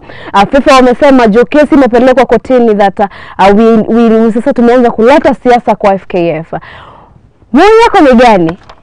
Nafikiri huu mtego wetu bana, nafikiri mtego tunajaribu, labda kuna sapanya tunaingia sisi wenyewe. Na si mara ya kwanza. Mimi nafikiri kwamba huu msemo wa mtu akiumwa na nyoka akiona kamba ushuka, nafikiri huu msemo utufai sisi kama Wakenya, maana unapoangalia tumekuwa hapo mwaka mmoja uliopita na tunarejea pale pale. Na sheria za FIFA zipo wazi, ambapo zinasema kwamba serikali ifai kwa njia yote ile kuingilia masuala ya michezo.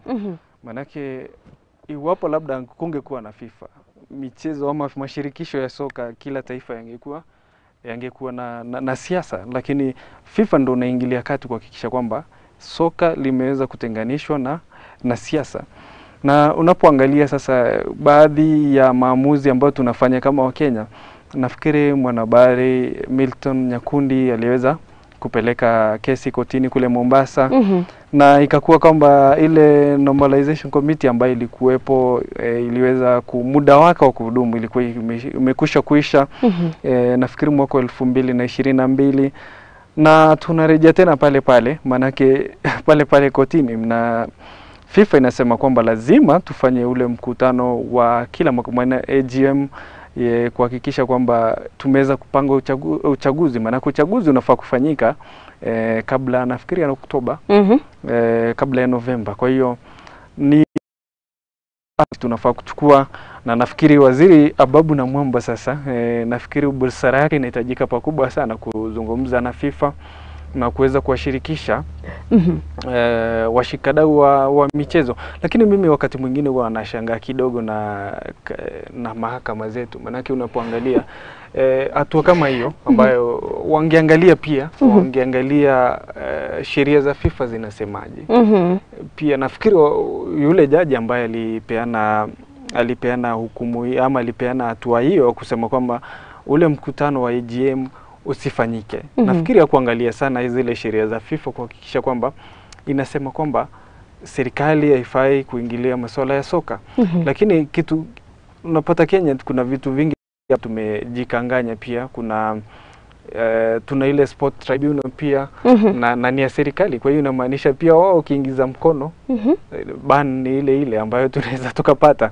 Kwa hiyo mimi nafikiri kitu ambacho tunafaa kufanya, waziri Ababu aweze kuleta watu pamoja, aweze kuleta watu ama washirikisho na washikadau wote wa michezo kuhakikisha kwamba wameweza kuelewana. Na pia nafikiri wanaweza wakarudi kotini waseme kwamba, manake pia watu Kenya nayo sheria ya Kenya inasema kwamba sheria za Kenya ndio kubwa kuliko sheria zingine zote. Kwa hiyo sheria za Kenya zinatangulia za FIFA. They have been on our neck kutoka ile time tulipigwa ban. Do you feel like they want us to be dependent, ama wao ndo wanataka kusema? Nafikiri FIFA kazi yao ni kuweza kuregulate ile kuhakikisha kwamba vitu vinaenda vile ambavyo vinapangwa. Kwa hiyo kama uchaguzi ulitakikana ufanyike kabla ya Novemba, wao wanataka kuhakikisha kwamba ule mkutano ambao utafanyika kuweka tarehe kamili ya kufanya uchaguzi iweze kuwekwa.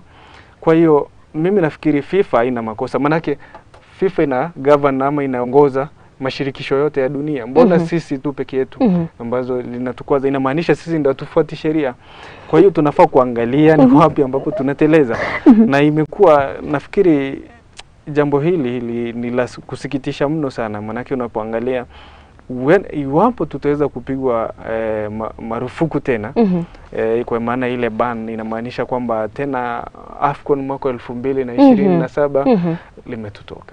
Kwa hiyo mimi nafikiri Ababu waziri najua ana watu ambao wanamshauri vilivyo aweze kuhakikisha kwamba ameleta watu pamoja, wakue angalau watu watoe tamaa zao wazieke kando. Aseme kwamba ili ni kwa manufaa ya soka ya Kenya, kwa manufaa ya mchezaji, kwa manufaa ya marefa na wakufunzi na wapenzi wa soka.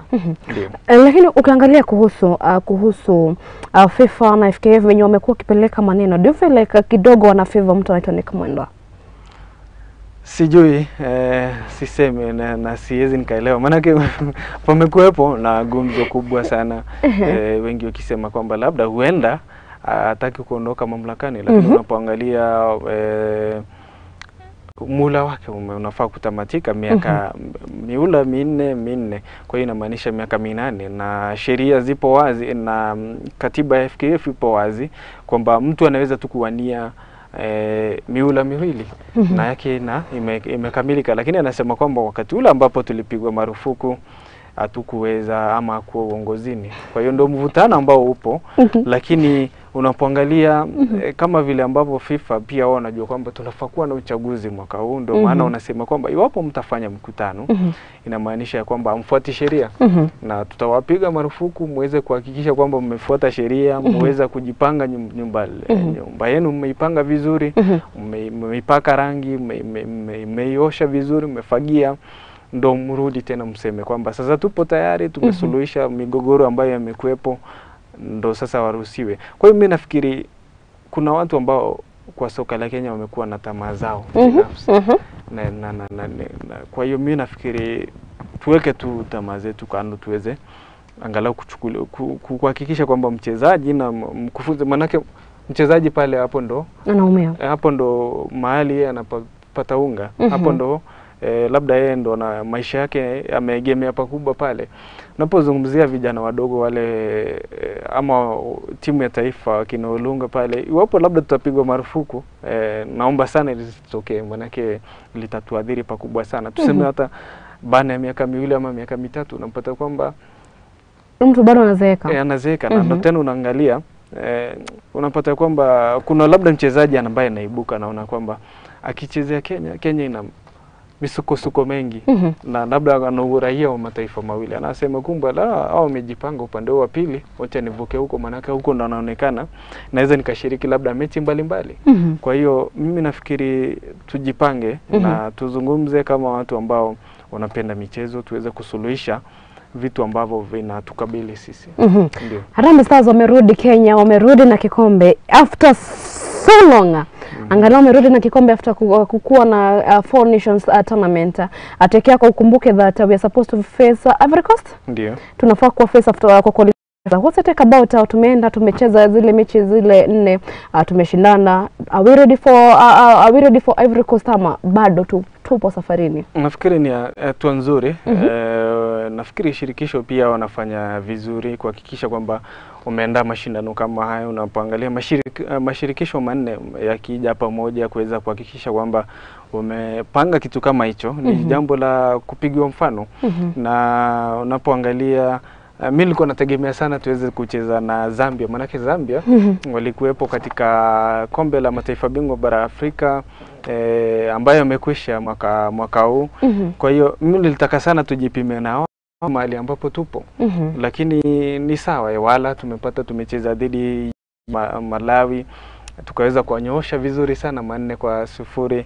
Tukaweza kucheza dhidi ya Zimbabwe na tukaweza kuwapiga magoli 3-1.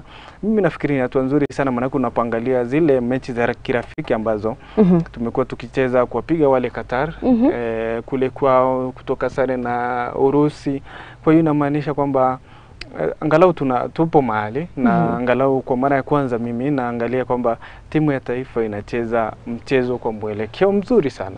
Unapoangalia wachezaji wanaonana vizuri, unapoangalia kikosi ndio kuna wachezaji ambao wanaongezewa baadhi, lakini angalau si kile kikosi ambacho unaona labda kikosi hiki mara hii, kikosi nyingine mara nyingine. Angalau kuna maintain ile consistency ya squad, kuhakikisha kwamba pia unajua wachezaji wakikaa pamoja wanakuwa na ile gel, wanakuwa wamewiana pakubwa sana, na ni huo changia matokeo mazuri. Manake kuwepo sana Ayub Timbe, wengi mkufunzi Engine Firat alikuwa anazungumzia sana kutokuwa na yule creative midfielder, kwa maana ya kiungo mbunifu akaweza kurejea na tukaona matokeo yake. Akiweza kufunga baadhi ya goli moja, akichangia baadhi ya magoli. Michael Olunga anafunga magoli, wengi walikuwa na mpiga vita, lakini sasa hivi magoli 5 katika mashindano, michuano miwili magoli 5. Tuko vizuri. Nafikiri tuendelee na mwito huo. Sasa tungoje rasmi mabingwa wa Afrika, Ivory Coast. Si rahisi, itakuwa rahisi. Lakini kila kitu kinawezekana. Waliweza pia, kama waliweza kupigwa na Equatorial Guinea, inamaanisha pia wao sisi tunaweza tukawapiga. Kwa hiyo tukijipanga, tukichukua mkondo ambao unafaa, inamaanisha kwamba kila kitu kitakuwa kizuri. Rumors has it that kocha wa under 20 ama Rising Stars hakutembea kwa sababu the squad yenye ilichaguliwa haikuchaguliwa na wao wenyewe. I mean the coaches and the technical benches. Mwenye alichagua timu alikuwa huyu kocha wa timu inaitwa nini? Si Kakamega Homeboyz. Ahuli, Anthony Ahuli. Yes. Lakini unapoangalia wamekuwa kifanya pamoja kazi, unapoangalia Salim Babu pamoja na Anthony Ahuli wamekuwa kifanya kazi kwa pamoja. Kwa hiyo hata nafikiri wakati ambapo walikuwa wanacheza michuano hiyo, siku hizi dunia ni ya utandawazi, kwa maana ya kumekuepo interneti, zimekuepo mitandao.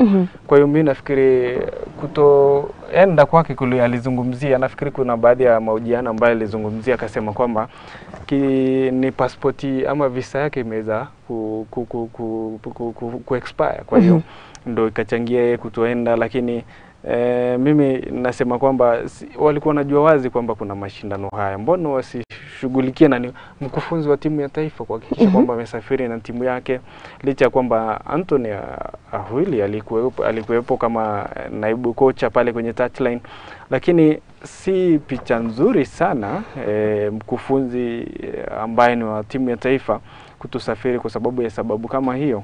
Kwa hiyo mimi nafikiri, lakini unapoangalia kikosi hicho ni kile ambacho kilikuwepo kwa mashindano ambayo yalikuwepo ya Sekafa Under 20 mwaka uliopita. Baadhi ya wachezaji tu ambao walikosa, kina Adrian Kibet, kina Ingavi na Amos Wanjala. Kwa hiyo mimi nafikiri ndio tuko vijana walicheza vizuri, lakini baadhi ya makosa ambayo huwa tunafanya sisi kama Wakenya si jumbo na yanajirudia. Hata kuna na riadha unapata kuna wakati fulani Omanyala karibu akose kukimbia kutokana na visa. Kwa hiyo hii ni mambo ambayo tunayajua. Hata miezi 4, miezi 6 ambayo na of course hizi michezo zikupangwa ati kama jana wakaambiwa kesho tunahitaji, like imekuwa imepangwa for some time, alafu ndio alafu tena kama ni jukumu la kitaifa, nafikiri hata ukienda pale kwenye wizara ya uhamiaji na nafikiri utashughulikiwa, maana ni jambo la kitaifa. Kwa hiyo mimi nafikiri hapo tuliteleza kidogo, si picha nzuri. Kwa hiyo kuna baadhi ya makosa katika enzi hizi hazifai kufanyika. Ndio haya, tukiachana Harambee Stars na Rising Stars, Mozartbet, kikombe Mozartbet imeanza kwa sasa, imeanza ku line up. Unaona kama nani atanyakua ushindi? Bado ni pagumu. Maana unapoangalia, nilikuwa naangalia muda mfupi mchuano baina ya Sofapaka na Bungoma Stars. Bungoma Stars wamedua vigogo mara nyingi na waliweza kuwafunga magoli mawili ya kushtukiza kwa Sofapaka na Sofapaka kutokana na ile ujuzi na ubora wao wakaweza kurejea katika mchezo, ikabidi mchuano huu uende kwenye penalty. Kwa hiyo inamaanisha ni kugumu, mechi si rahisi. Unapoangalia KCB nao walipata ushindi, wamefuzu. Kwa hiyo mimi nafikiri bado ni wazi pakubwa sana. Kwa hiyo kuweza kuangalia labda nani atatoa ubingwa, manake pale Kakamega Homeboyz watakuwa nafikiri wanaendelea sasa hivi wanacheza dhidi ya Tusker. Ni baadhi ya mechi ambayo wengi wanasema labda huenda mbingwa akatokea pale, huenda labda Homeboyz wakitoa ushindi, huenda kafika tena finali. Robert Matano huenda kitoa ushindi akakwenda hadi finali. Kwa hiyo lakini ni jambo ambalo ni la kungoja na kuangalia mambo yatakuwa vipi. Maana unapoangalia timu kama Denmark kule Kwale ikielemea Gor Mahia, kwa hiyo inamaanisha kwamba michezo hii ni wazi na kuna timu ambazo ndio hazijulikani lakini wakati ambapo zinapata jukwaa kama hili wanalitumia vizuri. Lakini nataka kuna kitu nimekuwa nikijiuliza. Nini inaendelea pale Tusker? Ukiangalia venye wana perform hii msimu na last season, there are two different Tuskers. Nini inaendelea? Nafikiri kikubwa unapoangalia transition ya wachezaji na kitu cha kwanza huwa inaathiri timu.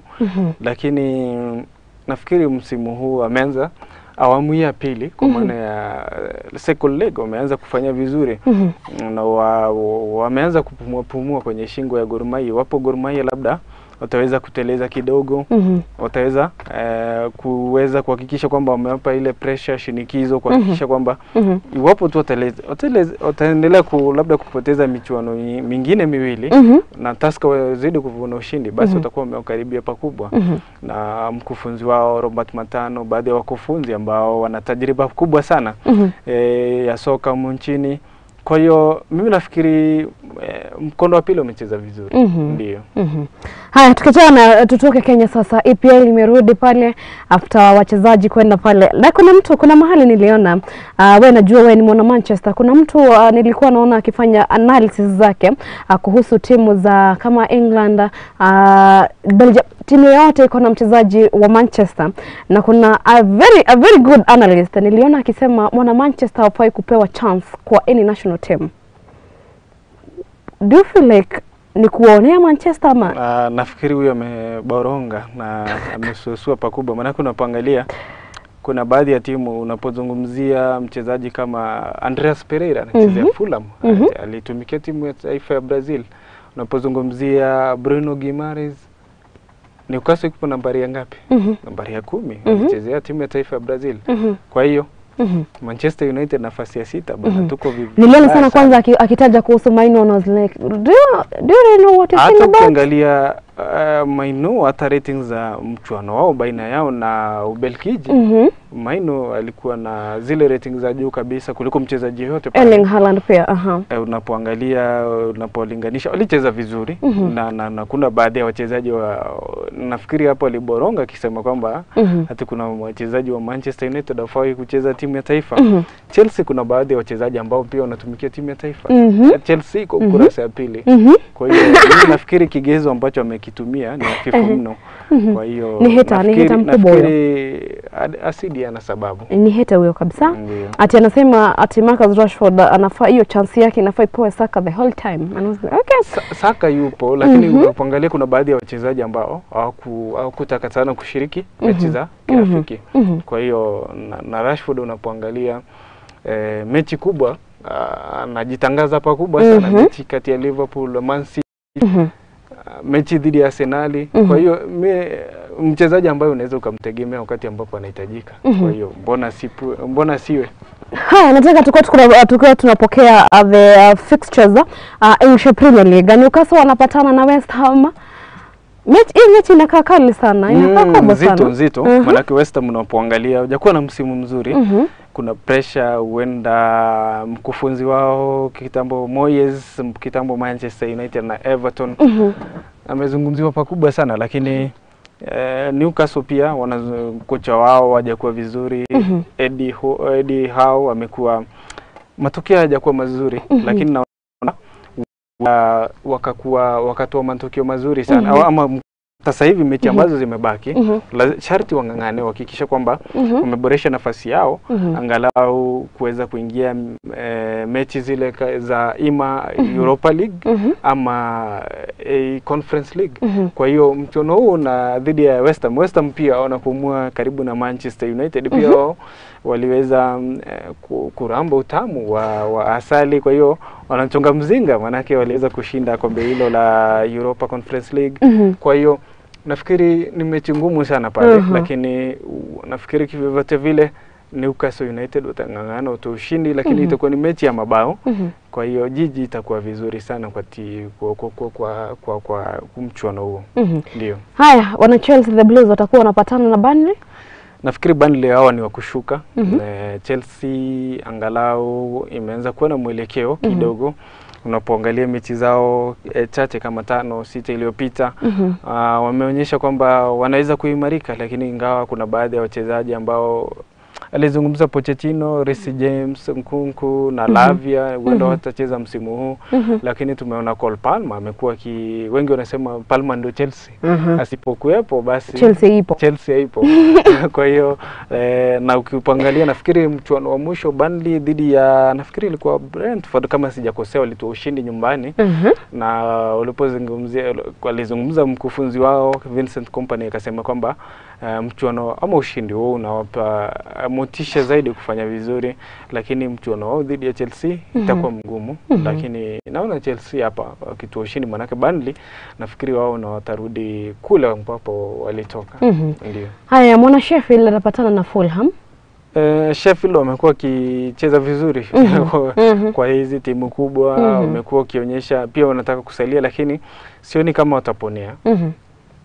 Fulham pia inajikakamua, naona Fulham wakitoa ushindi hapa dhidi ya Sheffield United. Haya, mwana Nottingham atapatana na Crystal Palace. Nottingham amesafa huyu kijana. Nottingham Forest unapoangalia umetolewa alama 4 kutokana na zile sheria za matumizi ya fedha. Wameweza kutumia fedha nyingi sana labda kusajili wachezaji na kuweza kuwalipa wachezaji. Crystal Palace pia wao wanangangania kuona iwapo mambo yatakuwa vipi msimu huu, hawatataka sana kushuka. Kwa hiyo ni mchuano mgumu hapa. Iwapo Nottingham Forest hizi alama 4 ambazo wameondolewa itakuwa labda inaathiri wachezaji kwa njia mbili. Njia ya kwanza labda itaathiri wachezaji kuwapa msukumo zaidi kuhakikisha kwamba wameweza kupata alama nyingine, waseme kwamba licha ya kwamba mmetutoa alama 4 tuna uwezo wa kupata alama zingine ambazo zitaweza kutusaidia kusalia kwenye ligi. Na kwa upande nyingine inaweza kuadhiri wachezaji kwamba tumeondolewa alama 4 tunatoka, kwa hiyo mambo inaweza labda kuwashusha motisha wachezaji. Kwa hiyo ni mchuano ambao utakuwa rahisi sana, lakini inaweza ikaenda pande zote mbili. Ndio. Haya, mwana Tottenham Hotspur atapatana na mgeni Luton Town. Amezungumzwa sana mkufunzi Ange Postecoglou tangu ujio wake. Mimi binafsi sikuwa nampa nafasi, manake nilikuwa nasema mkufunzi atawezana kuna ligi kuu nchini Uingereza. Lakini unapoangalia jinsi ambavyo Tottenham wanacheza, unapoangalia kuna wakati ambapo hawakuwa na Son Heung-min wakaweza kuandikisha matokeo mazuri. Kuna wakati ambapo yule aliweza kuenda kutumikia Senegali wakati wa mechi za mataifa bingwa bara Afrika. Kuna wakati ambapo Bissouma alipata jeraha. Kwa hiyo mimi nafikiri mkufunzi huyu ni mjanja sana, manake Madison pia alirejea. Kuna wakati pia alikuwa mkekani. Kwa hiyo mimi nafikiri Tottenham baadhi ya timu ambazo ni za kuangaliwa pakubwa sana msimu huu. Na labda msimu ujao ni baadhi tu ya sajili ambazo mkufunzi huyu pia sasa ashaijua timu yake na ni msimu wa kwanza. Kwa hivyo ni baadhi ya sajili tu anaweza kuhakikisha kwamba ameweza kufanya kikosi kiwe imara zaidi. Lakini mchuano wa leo Luton pia wamekuwa kisumbua hizi timu kubwa na nafikiri watasumbua Tottenham, lakini mwisho wa siku Tottenham watatoa ushindi. Haya, mwana Bournemouth watapatana na Everton. Na nafikiri Bournemouth wao watakuwa na salia katika ligi kuu nchini Uingereza.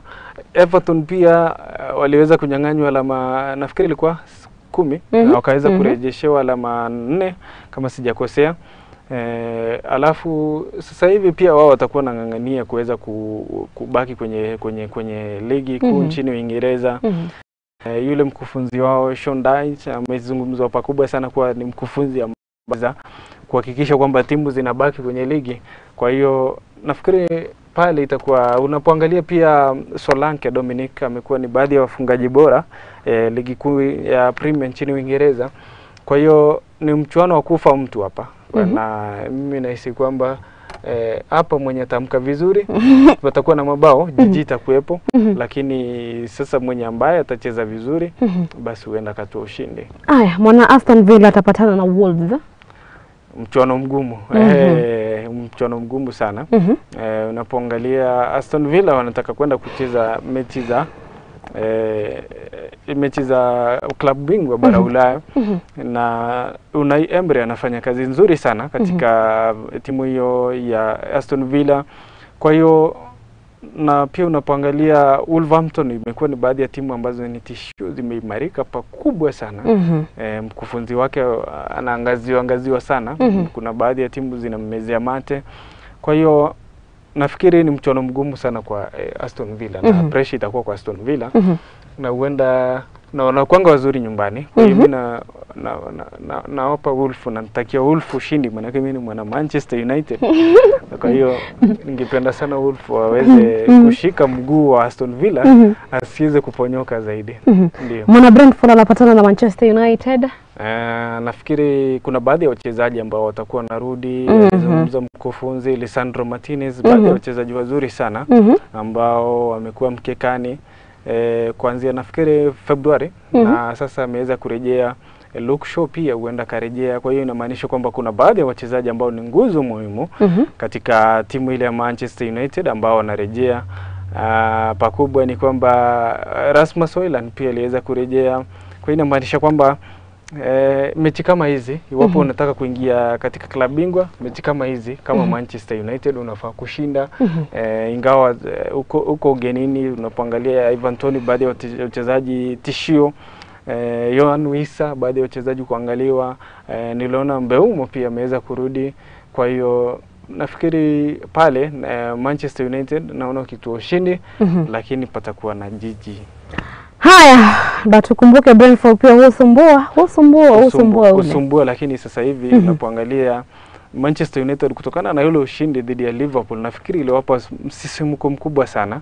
Na nafikiri sasa hivi lengo lao kubwa sana ni kuweza kuhakikisha kwamba wameweza kuingia katika mechi za klabu bingwa.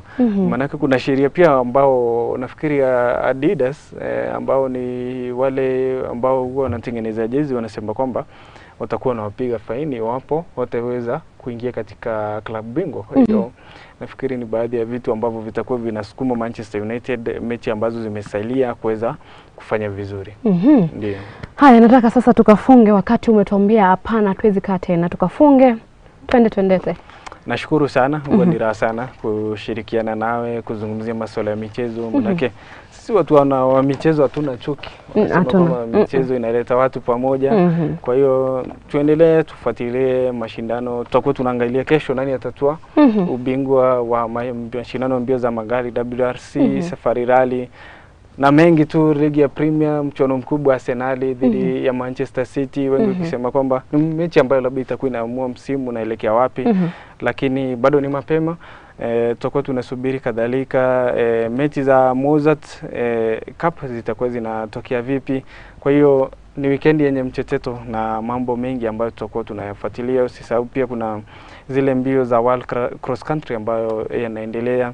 Kenya inazidi kufanya vizuri. Kwa hiyo ni baadhi ya vitu ambavyo tutavishughulikia labda baadaye na mambo yatakuwa vizuri.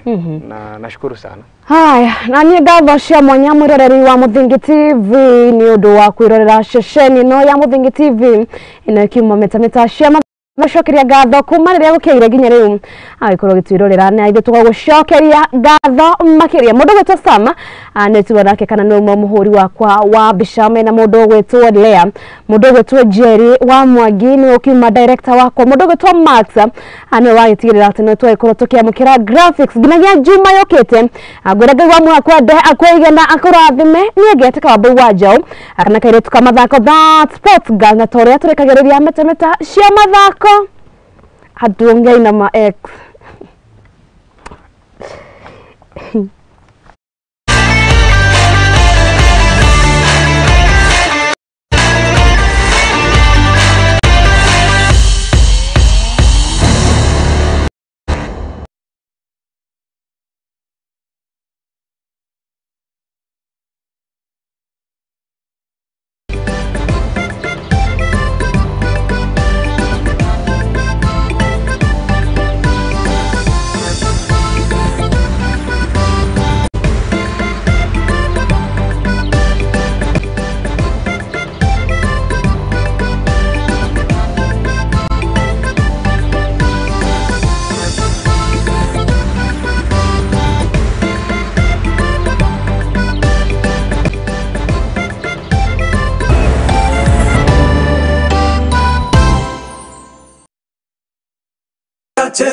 Aha, mambo freshi. Leo ndio ile siku hii gari inaweza kuwa yako. Imagine, hey, wewe unangoja nini?